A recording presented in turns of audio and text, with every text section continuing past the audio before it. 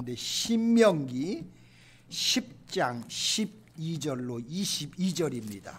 이스라엘아, 내 하나님 여호와께서 내게 요구하시는 것이 무엇이냐?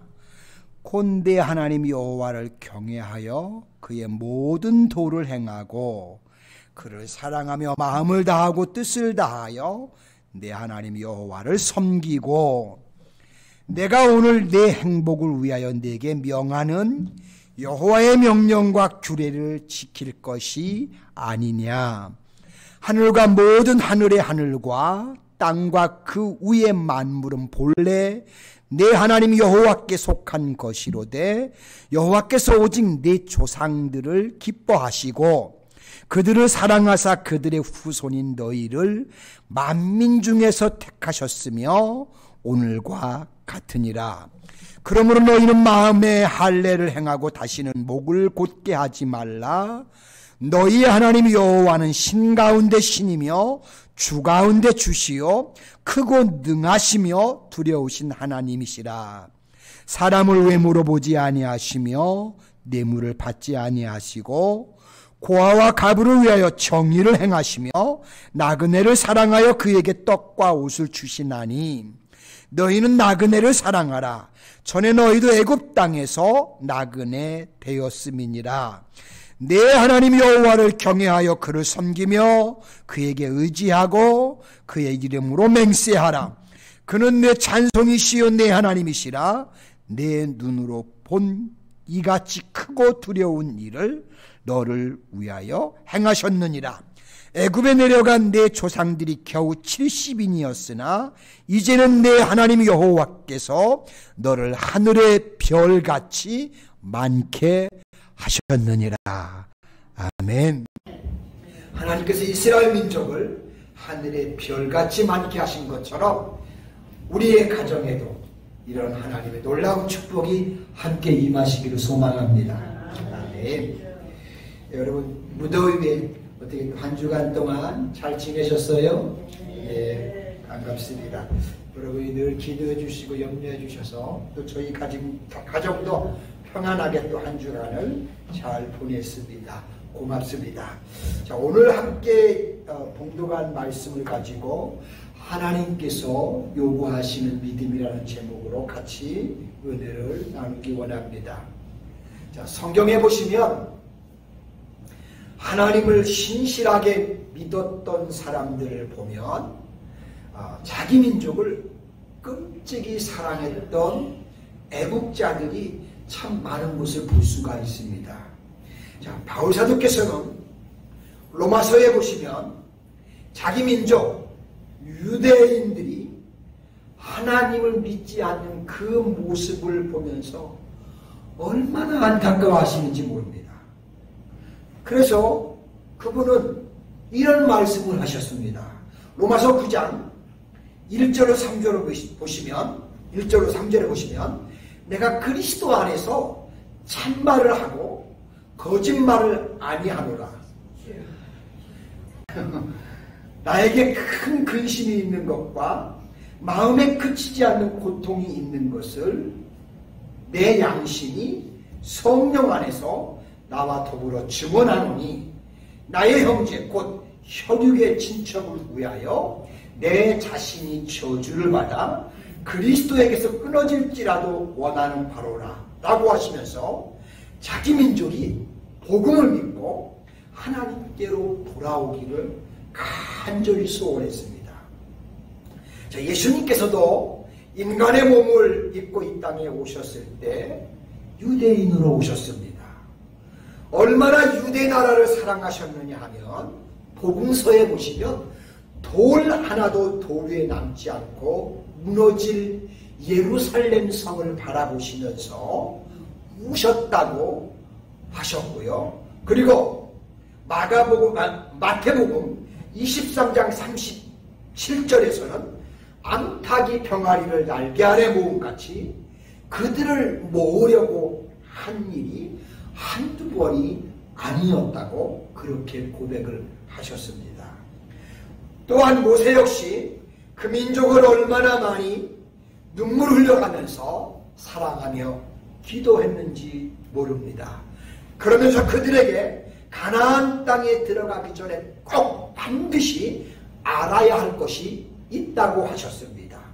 모세는 가나안 땅에 들어가려고 하는 사람들에게 하나님께서 그들에게 요구하시는 것이 있다고 말씀하시는 것을 볼 수가 있습니다.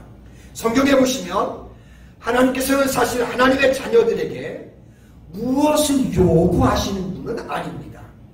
그런데 모세가 40년 광야에서 그 사람들을 인도했던 경험으로 볼 때 하나님께서는 이스라엘 백성들에게 바라시는 것이 있다는 사실을 알게 됐습니다. 그렇다면 사랑하는 성도 여러분, 과연 그것은 무엇이었을까요? 첫째, 진심으로 하나님을 경외하고 최선을 다해서 그분을 사랑하는 거였습니다. 하나님이 정말 우리에게 바라는 것은 우리가 온전히 하나님을 경외하고 최선을 다해서 그분 사랑하기를 하나님은 우리에게 원하셔요. 12절 말씀해 보시면 이스라엘아 내 하나님 여호와께서 내게 요구하시는 것이 무엇이냐? 곧 내 하나님 여호와를 경외하여 그의 모든 도를 행하고 그를 사랑하며 마음을 다하고 뜻을 다하여 내 하나님 여호와를 섬기고 라고 그렇게 말씀하셨습니다. 하나님께서는 이스라엘 백성들이 신실하게 하나님을 경외하며 온 마음을 다해서 하나님을 사랑하기를 원하셨습니다. 자, 그러나 하나님께서는 오히려 이스라엘 백성들 때문에 가슴에 소가리를 참 많이 하셨습니다. 그들이 하나님 앞에서 행한 말들과 행동을 보면 하나님께 등을 돌리는 일을 밥 먹듯이 하고요. 심지어는 원망하고 불평하는 일을 마치 식은죽 먹듯이 했습니다. 나중에는 매일매일 습관이 돼서 원망과 불평이 아예 생활화되고 말아버렸습니다.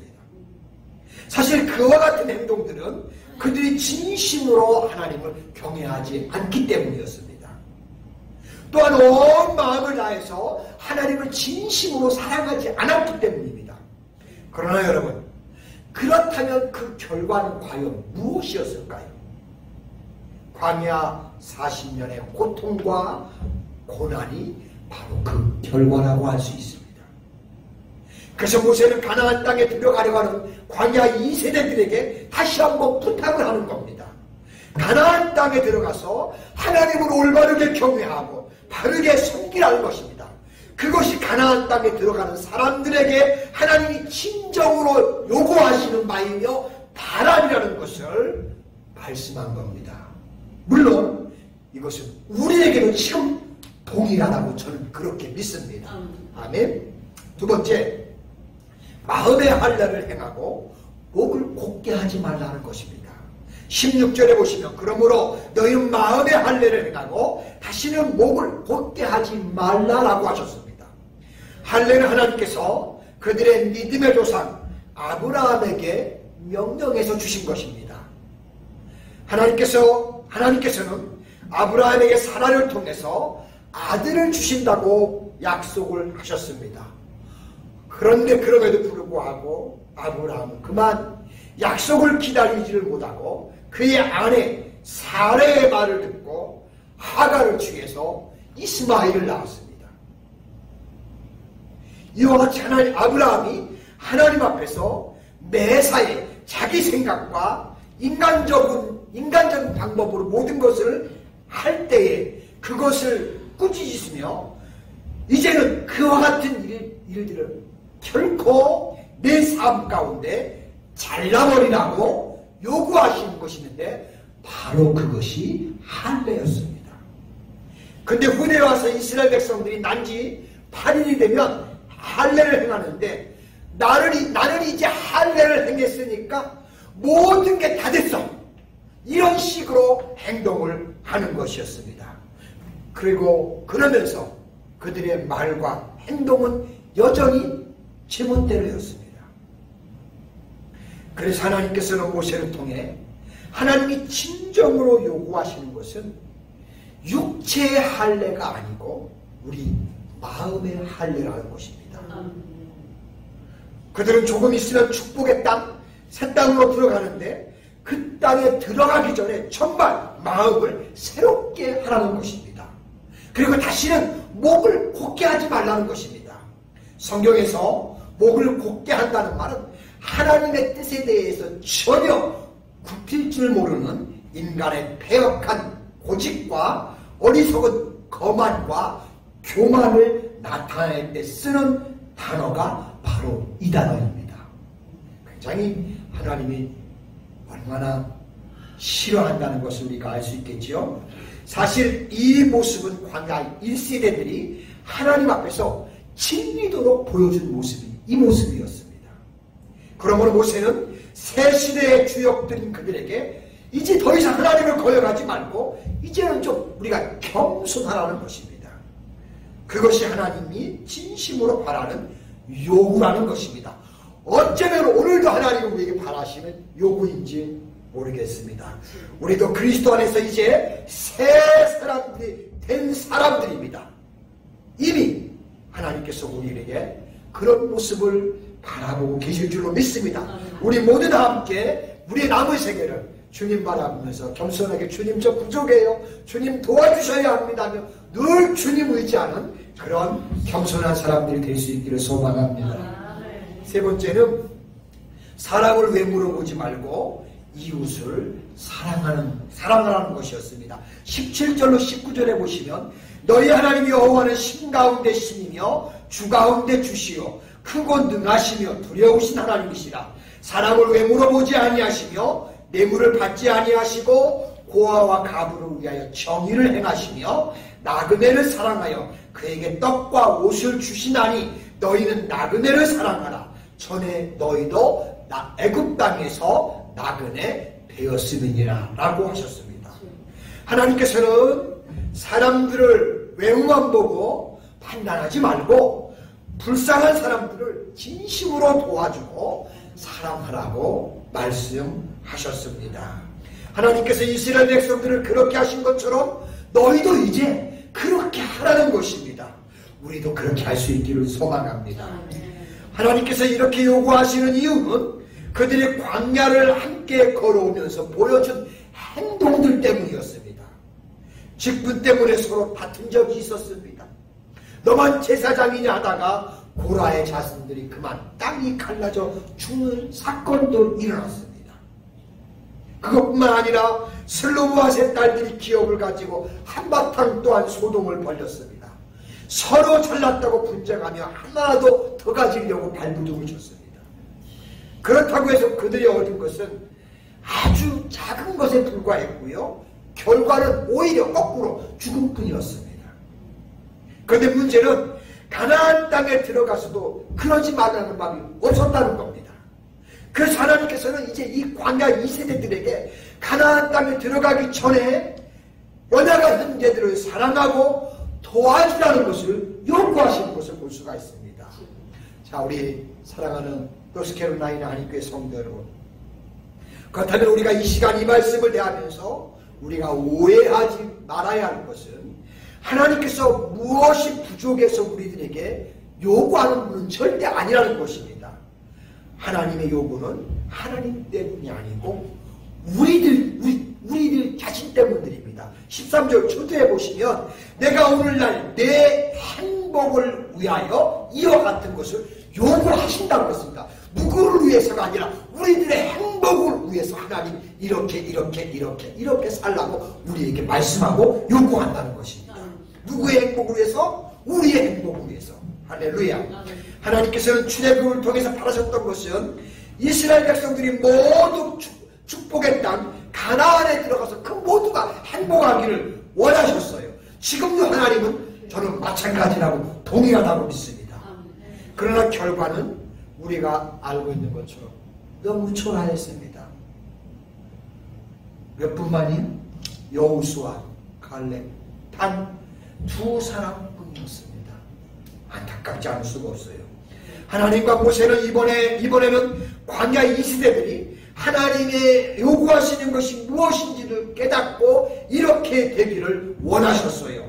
그것은 22절에 보시면 애굽에 내려간 내 열조가 겨우 70인이었으나 이제 내 하나님 여호와께서는 너를 너를 하늘의 별같이 많게 하셨느니라 라고 하신 말씀처럼 이제는 하늘의 별처럼 많게 되기를 소원하셨습니다. 이게 우리 하나님 마음이에요. 아멘.